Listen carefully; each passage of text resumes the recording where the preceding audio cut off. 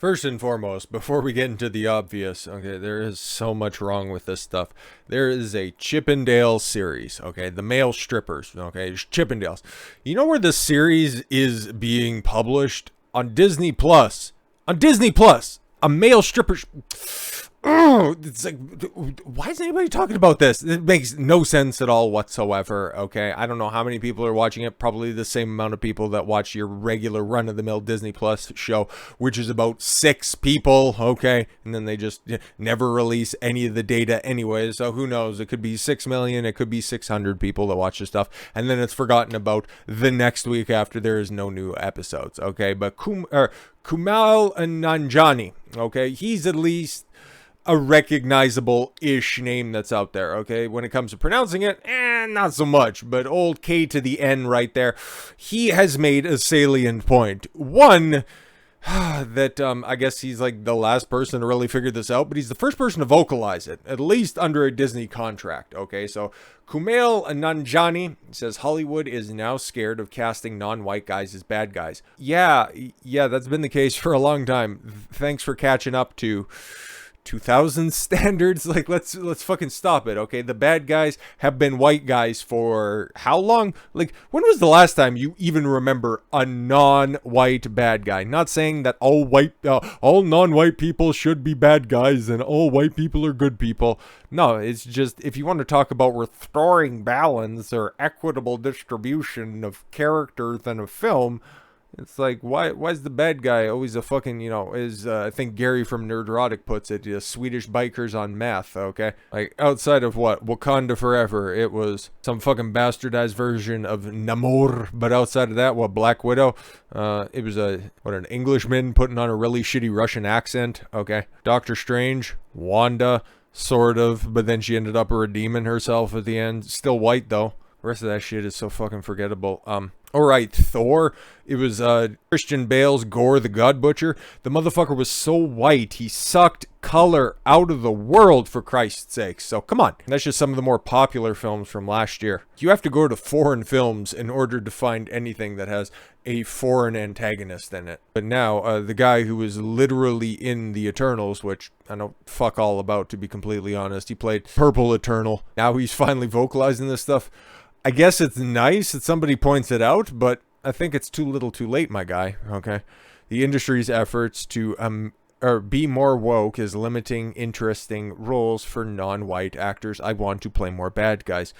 Yeah, man, exactly. Like, everybody likes to play the bad guy, okay? Like, everybody's favorite Dragon Ball Z character is Vegeta, okay? The anti-hero always gets all the fucking praise over top of anybody, over the white meat baby face. Like, we all know all that shit, right? And yeah, it just comes off as inauthentic, okay? Especially, during the early part, or the late 2000s, early 2010s, okay? If there was going to be a realistic, a modern-day military movie and the bad guys weren't going to be Afghanis, instead it was just going to be some fucking break-off Chechenian group, maybe at best. Otherwise, it just would have been Russians at the end of the day. It's like, the fucking Cold War has been over for a long time. Let's move on.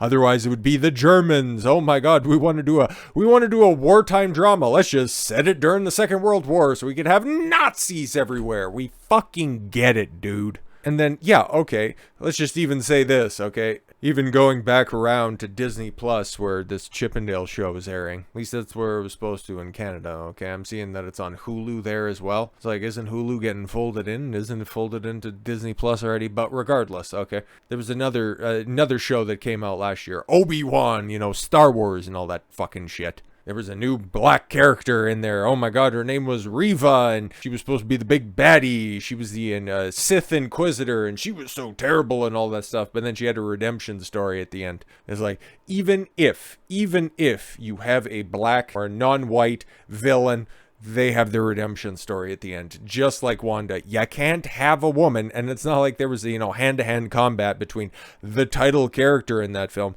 Doctor fucking Strange. No. You had a zombie, and then at the end, okay, when you had the reanimated corpse, you had to go up to the girl who was the key to everything in order to instigate the final battle where she could do her intergalactic portal punching to make Wanda see, how the treachery and the danger and her evil ways in order for her to, collapse the building on herself. It's so fucking stupid. Okay.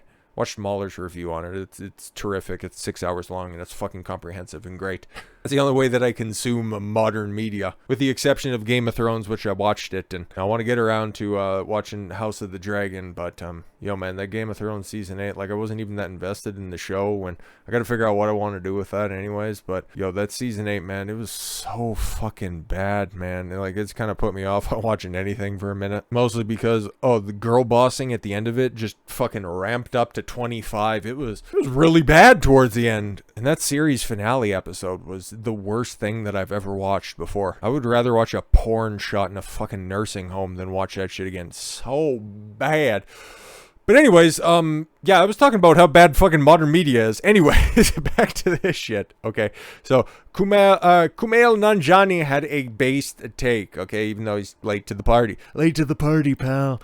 Nanjiani, 44, was excited to play the villainous role of a strip club owner, Soman Banjari, in Hulu's Welcome to Chippendales. As he says, audiences will rarely see a non-white villain anymore. Yeah, exactly. You have to bend and twist your mind. Like, even when I pointed out, Wakanda Forever's Namor, he's like the second Marvel character ever. He's, again, an anti-hero who's going to continue to come back into the story, even though nobody really wants, Dad Bod Namor to come through anymore. He's not even the fucking Submariner. But anyways, no, even if they're bad guys, they get their redemption arc at the end so that they can join the band of good guys. I've never gotten to play an arc like this, the Pakistani American actor said in the role to Esquire. By far the most layered, complex, complicated person I've ever played. I want to play more bad guys. Silicon Valley actor said that he doesn't believe he should be given a chance to play Steve Banjari if it wasn't based on a true story, suggesting the role would have gone to a white actor. Oh, in his accidental base take, is he also trying to play a victim card here? Okay. Or is that just the way that this is being categorized? I think that Hollywood now, even though they're trying to make it more diverse, yeah, and it's fucking failing in the process because, I don't know, people just want to see good stories instead of fucking diversity everywhere. It's like, yeah, we get it. You guys exist. You just don't have to be fucking everywhere, okay? It's still weird, okay? He went on to say that Hollywood executives are questioning that message is being sent if a non-white actor plays a bad guy, but the actor believes that it is as limiting as anything else. Exactly. It's like for the same reasons that I pointed out a bunch of different things at the beginning there, and especially just going back to stupid Reva from the fucking Obi-Wan show, okay? Like, you knew off rip, based on the amount of stupid fucking media that's been out there before, you knew she would have a redemption arc before the end, okay? It wasn't exactly a big shock or anything like that, because this shit is so fucking predictable. If she just would have been consistently evil throughout the entire time, that would have been revolutionary. That would have been new. But no, man, she had to take on Darth Vader twice and fucking survive. So stupid. Nanjiani, who has played a wide variety of roles, including a superhero in Marvel's Eternals, can't even point out which Eternals he played. Interesting. Much like actor Sebastian Stan, who has played roles in the Marvel Universe as well as a cannibal in the 2022 movie Fresh. Listen, ladies. Oh, not that fresh. Okay. For example, he does these big Marvel movies, and then he'll play a psychopath, he said, the Romanian actor. I was told that's going to be hard because people don't want to cast non-white people as bad guys. Yeah, since 2000, moviegoers have seen a lot of white actors playing villains on the screens, including Heath Ledger as the Joker, Tom Hardy as Bane, Ra's al Ghul, played by Liam Neeson. Like, you could extrapolate that out to the entire Dark Knight trilogy, okay?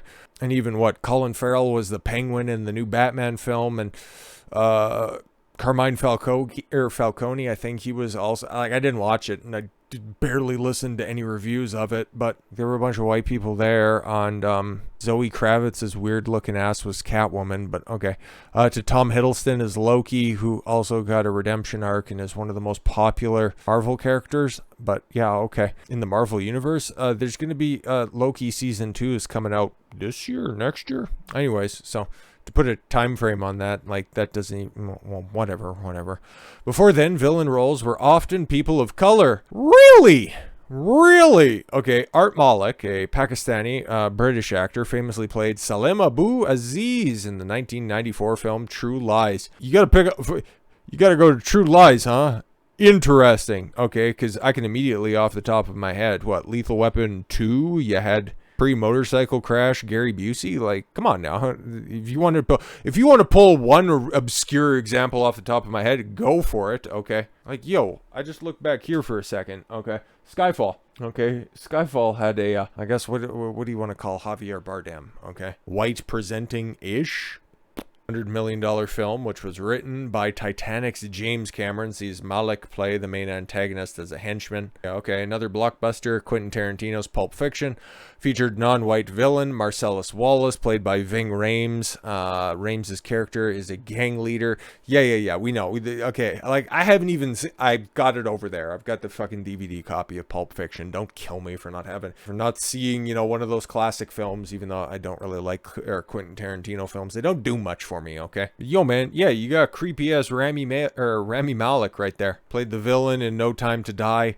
I don't know what you'd categorize him as, mostly because I don't think about race all the time. Fucking weirdos, like, for Christ almighty, okay? Yeah, bad white guy, okay? Alan Rickman in fucking Die Hard, okay? The Voldemort in Harry Potter, okay? That's still Ralph Fiennes, okay? The Hugo Weaving is Agent Smith. Christopher Lee is Sauron and the Lord of the Rings, I guess the Fellowship and Two Towers. But I guess they kind of, got based for Return of the King and had a disembodied, they had a disabled actor play the ultimate bad guy at the end. Sauron's eye at the top of the fucking tower in Mount Doom.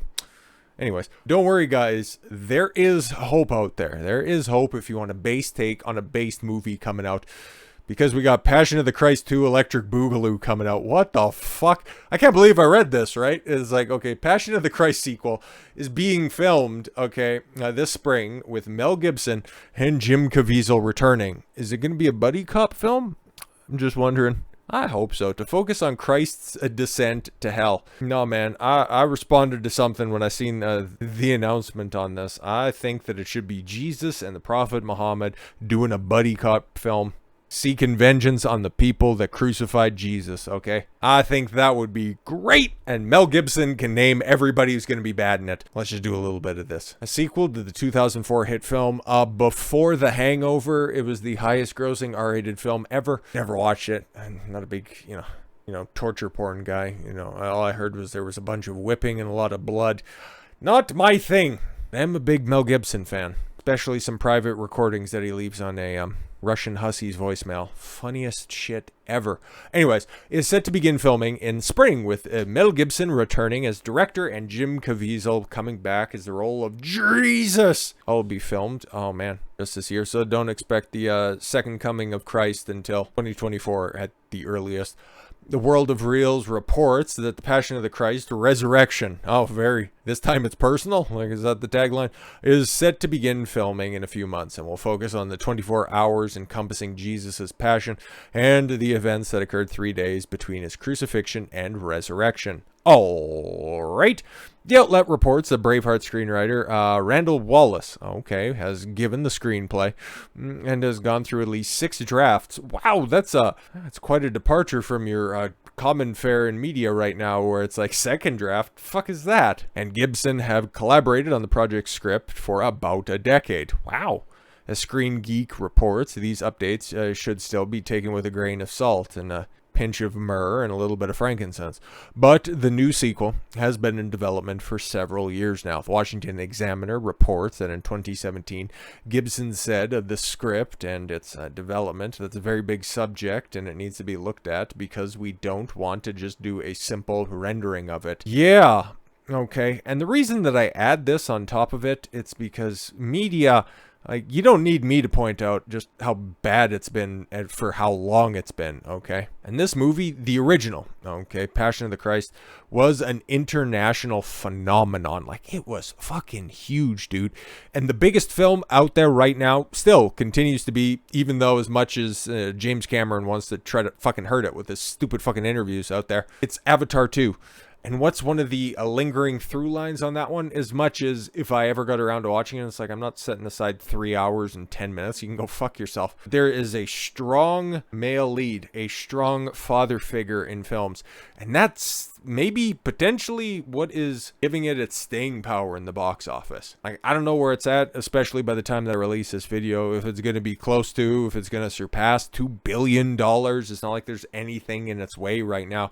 Like, everybody kind of likes that goofy ass fucking Megan film that's out there right now. Some kind of non-agenda driven little horror flick there. It's like people are liking it, okay? But when you don't get political, how which you go back to basics and you just start casting people for the roles that they're best suited for, when you send a script through more than one fucking redraft, when you don't just sit down for an afternoon, when you actually are passionate, no pun intended, about the project that you're trying to put forward out there, maybe something good comes out of that. I'm just saying, man, because this, yeah, if Mel Gibson's been going back and forth on the script for the better part of 10 years, just like what James Cameron was doing with the second and third Avatar films, you end up with something that might set media straight going forward. And maybe it was inadvertent that it was somewhat of a base take when it came to Avatar 2. But Mel Gibson, like him or not, and some of the media slander that was out there, he was doing that Kanye shtick well before Kanye was doing it, okay? But he's a man's man. Let's keep it a stack here. And if he's going to be giving you an authentic sequel to, at least what Christians say, you know, is a fairly accurate depiction from 2004, some 20 years later, hey man, might be a light at the end of that media tunnel after all. But with all that said, thank you all very much for the gift of your time. I've been Don Consuelo. I want you to follow your gut and get after it. Take care, everyone.